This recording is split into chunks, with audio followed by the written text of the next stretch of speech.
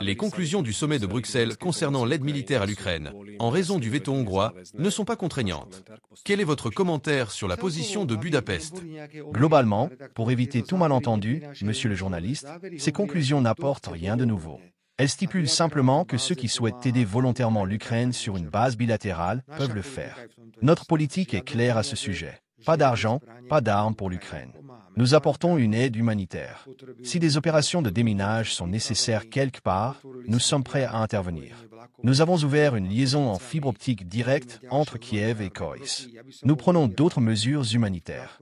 Je serais très heureux si, dans un avenir proche, une nouvelle réunion conjointe des gouvernements slovaques et ukrainiens pouvait avoir lieu. Nous travaillons en ce sens. Viktor Orban, que j'estime beaucoup, est en conflit permanent avec l'IE au sujet des fonds qui sont retenus à la Hongrie. Vous savez que l'IE a gelé une quantité considérable de fonds destinés à la Hongrie. C'est une décision récurrente de Viktor Orban. Tant que ces questions ne seront pas résolues, il n'a aucune raison de soutenir les conclusions. Mais il faut reconnaître que ces conclusions comportaient deux parties. La première partie concernait l'Ukraine. Là, nous avons obtenu un succès diplomatique très significatif concernant le transit. Ensuite, il y avait la deuxième partie. Il s'agissait du renforcement des capacités de défense de l'IE. Cette partie a été soutenue par les 27 États membres de l'IE, y compris Viktor Orban. Beaucoup vous comparent justement à Viktor Orban. Sur le plan de la politique intérieure, du point de vue de vos électeurs, cela vous aiderait probablement si vous étiez comme le Premier ministre hongrois, c'est-à-dire inflexible. Est-ce un acte d'autopréservation politique que Robert Fico ne se comporte pas finalement comme Viktor Orban? Je suis un homme politique souverain, je n'ai jamais marché dans les pas de quelqu'un d'autre. Je le répète, j'ai un grand respect pour Viktor Orban, que je considère comme un homme politique extrêmement compétent, qui se bat fermement pour les intérêts nationaux de la Hongrie. Lors de la réunion à 4 heures du matin, j'ai dit très clairement, si rien ne change concernant le caractère volontaire des contributions pour l'Ukraine, une position que nous ne souhaitons pas adopter et que nous n'adoptons pas à ce stade. Je tiens à ce que toute mention d'un éventuel rétablissement du transit de gaz en provenance d'Ukraine soit claire. Cela s'est produit, alors j'ai décidé de ne pas empêcher l'Allemagne, la France ou tout autre pays de fournir des fonds. De plus, vous pouvez opposer votre veto autant que vous le souhaitez, monsieur le journaliste. Si les grandes puissances décident d'aider l'Ukraine, ni le veto slovaque ni le veto hongrois n'y changeront quoi que ce soit. Nous maintenons avant tout notre position. Pas d'armes, pas d'argent, en ce qui concerne le soutien à la guerre. Je suis un peu nerveux. La guerre est dans l'air. C'est la dernière chose au monde que je souhaiterais, qu'il y ait une guerre. Je ne pense pas que les États-Unis s'engageront à fournir des garanties de sécurité. Je pense que les États-Unis veilleront à leurs intérêts commerciaux, notamment en récupérant l'énorme somme d'argent qu'ils ont envoyée à l'Ukraine sous forme d'aide. D'un autre côté, l'Europe, qui s'est longtemps reposée sur la présence des troupes américaines, devra trouver des ressources pour être suffisamment forte. Et puis, bien sûr, il y a la Fédération de Russie, qui a une vision très claire de ce à quoi l'Ukraine devrait ressembler. Je reste convaincu que la situation en Ukraine ne s'améliore pas.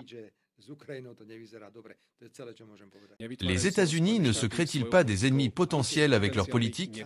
Je vois où vous voulez en venir. Donald Trump et Elon Musk agissent à bien des égards comme des personnes qui ont été critiquées en leur temps. C'est ainsi. Si quelqu'un fait quelque chose qui n'est pas en accord avec l'opinion politique dominante en Europe, on vous marginalise. J'ai été littéralement choqué lorsque, peu après les élections présidentielles, j'ai lu dans certains médias slovaques que le président américain Donald Trump était, en quelque sorte, un Poutine américain. Je rejette ces comparaisons. Pour l'amour du ciel, respectons-nous les uns les autres. Ce sont les États-Unis d'Amérique qui ont leur propre politique. Le président américain a dit « America First ». Rendons à l'Amérique sa grandeur. Nous menons notre propre politique. Respectons cela. Et maintenant, ce n'est pas à nous de nous plaindre. Pourquoi pleurnichons-nous? Nous ne pouvons pas prétendre, monsieur le journaliste, que parce que le président américain Donald Trump a un point de vue différent, il est automatiquement un Poutine américain. Je rejette catégoriquement cette idée. Et c'est typique de l'IE. Dès que quelqu'un dit quelque chose qui ne plaît pas à l'IE, on lui colle immédiatement une étiquette. Je n'aime pas cela. Les États-Unis parlent ouvertement de remplacer Volodymyr Zelensky. Une telle substitution favoriserait-elle des pourparlers de paix? C'est pour cela que Zelensky est très en colère contre moi. La guerre arrange Zelensky. À mon avis, oui. Je sais que ce que je dis est dur. Cela lui convient parce qu'il reçoit une aide financière significative de certains pays. Ensuite, Il y a la question des élections. 40 ans de guerre, il n'y a pas besoin d'élections.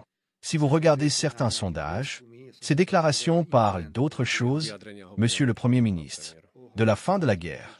Attendez, je vais vous expliquer. Après ce qui s'est passé aux États-Unis, je dois dire que son discours n'était pas si différent lors du Conseil européen. Soudain, il parle de trêve et de choses similaires. Pourtant, jusqu'à présent, il m'a toujours dit qu'une trêve était seulement pour les faibles.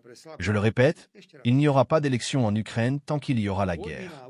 Et il est évident, et je parle maintenant de sources internes, je ne cite pas le journal N. Nous avons des sources internes avec lesquelles nous travaillons, qui montrent que dans le cas d'élections présidentielles, Zelensky ne serait pas victorieux en Ukraine. Ce sont toutes sortes de réflexions. Imaginez qu'il y ait une idée selon laquelle quelqu'un voudrait armer et financer une grande armée en Ukraine. Et si un candidat pro-russe l'emportait? Vous voyez, il y a énormément de risques. C'est pourquoi, dans le cas de M. Zelensky, je ne commenterai pas les déclarations à son encontre. J'ai moi-même vécu ce que M. Zelensky a dit sur moi. Donc, pour moi, cette question est neutre et je n'ai aucune raison de m'exprimer à ce sujet. Je pense que, dans une certaine mesure, la poursuite de la guerre en ce moment arrange Zelensky. L'ancien chef de l'armée ukrainienne, actuellement ambassadeur de l'Ukraine à Londres, Valéry Zaluzny, a mis en garde contre la fin de l'Alliance Atlantique. Partagez-vous ces craintes? Pensez-vous que l'administration de Donald Trump y réagira? Ou sera-t-il justement celui qui la comprendra politiquement? C'est ce qui a provoqué un tollé lorsque j'ai dit que nous devrions examiner la déclaration commune du président du Parlement et du Premier ministre de la Slovaquie sur la politique étrangère, car il y a de nouvelles circonstances et tout cela pourrait s'effondrer en une semaine. Pour le dire métaphoriquement, les États-Unis pourraient dire qu'ils ne financeront plus l'OTAN, qu'ils ne seront plus en Europe. Alors, une nouvelle architecture de sécurité devra émerger. Comment cela s'appellera-t-il? Différemment. L'OTAN sera peut-être quelque chose d'autre. Peut-être que certains pays envisageront de devenir neutres dans ce nouveau contexte. Oui, la probabilité de l'effondrement des structures internationales existantes, je ne parle pas spécifiquement de l'OTAN, de l'Union européenne, etc., est énorme. Nous devons faire quelque chose avec l'ONU, à moins que le Conseil de sécurité de l'ONU ne s'élargisse. À moins que l'ONU n'ait des pouvoirs plus forts, ce projet perdra également de son importance. C'est pourquoi il faut être très flexible et actif. Pas passif, comme l'opposition slovaque, qui en est incapable. Il se contente de dire « Soyons membres de l'Union européenne et de l'OTAN ». Très bien. Mais si l'OTAN s'effondre, que ferons-nous? Je suis pour en discuter. Dans le cas d'un retrait des États-Unis des affaires de sécurité en Europe, les résultats des élections allemandes, CDU, CSU, ont annoncé qu'ils souhaitent rétablir rapidement le service militaire obligatoire. Les premiers conscrits devraient être enrôlés dès cette année. Des réflexions sur une forme de service militaire renaissent également en République tchèque. Quand cela concernera-t-il la Slovaquie, ou sera-ce le cas de la Slovaquie? Est-ce l'un des sujets que vous souhaiteriez discuter avec l'opposition? Des sujets qui étaient absolument tabous il y a quelques années refont surface. Tout comme c'était tabou lorsque je parlais de la nécessité de poursuivre la construction de centrales nucléaires. Robert Kaliak a de nombreux mécanismes, il a parlé des services de remplacement, maintenant les gendarmes, nous essayons de mettre un peu ces gens en contact avec l'armée. Le service militaire obligatoire n'est pas à l'ordre du jour.